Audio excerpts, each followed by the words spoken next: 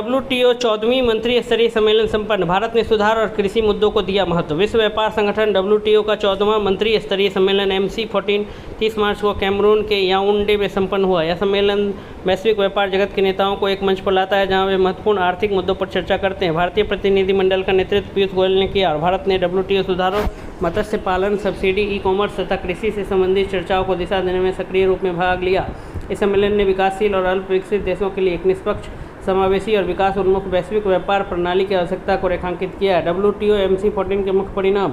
WTO का MC14 व्यापार से जुड़े कई उच्च प्राथमिकता वाले वैश्विक मुद्दों पर केंद्रित था। हालांकि इस संबंध में कई चर्चाएं अभी भी जारी हैं। MC14 के मुख्य परिणामों में शामिल है मत्स्य पालन सब्सिडी पर बातचीत जारी रहेगी और इसकी सिफारिशों को MC15 में स्वीकार किए जाने की उम्मीद है। साथ ही छोटी अर्थव्यवस्थाओं को समर्थन देने और उन्हें वैश्विक व्यापार में एकीकृत करने के निर्णय को अपनाया गया। SPS स्वच्छता और पारदर्शी स्वच्छता और TBT व्यापार में तकनीकी बाधाएं समझौतों के कार्यान्वयन को सुदृढ़ बनाना। हालांकि कुछ प्रगति तो हुई, लेकिन कई जटिल मुद्दों पर पूर्ण सहमति नहीं बन पाई। यह स्थिति वैश्विक स्तर पर व्यापार वार्ताओं के समक्ष मौजूद चुनौतियों को दर्शाती है। WTO सुधारों पर भारत का रुख।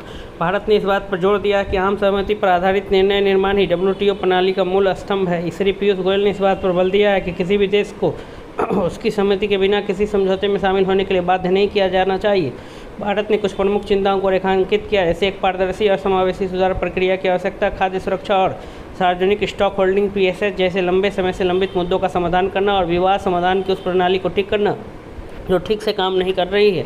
मत्स्य पालन सब्सिडी, स्थिरता और आजीविका। MC14 में मत्स्य पालन सब्सिडी सबसे ज़्यादा चर्चा वाले विषयों में से एक थी और भारत ने इस पर लोगों को केंद्र में रखने वाला संतुलित नजरिया पेश किया था। भारत ने यह भी बताया कि 90 लाख से ज़्यादा लोग अपनी आजीविका के लिए मत्स्य पालन पर निर्भर है। भारतीय मछुआरे ज़्यादातर छोटे पैमाने पर टिकाऊ तरीके से काम करते हैं। असली समस्या बड़े औद्योगिक भेड़ों से न कि पारंपरिक मछुआरों से। ई-कॉमर्स और डिजिटल विभाजन पर कोई आम सहमति नहीं। इलेक्ट्रॉनिक ट्रांसमिशन पर सीमा शुल्क का मुद्दा अभी भी अनसुलझा बना हुआ है। MC14 में व्यापक चर्चाओं के बावजूद WTO सदस्य किसी आम सहमति पर पहुंचने में असफल रहे।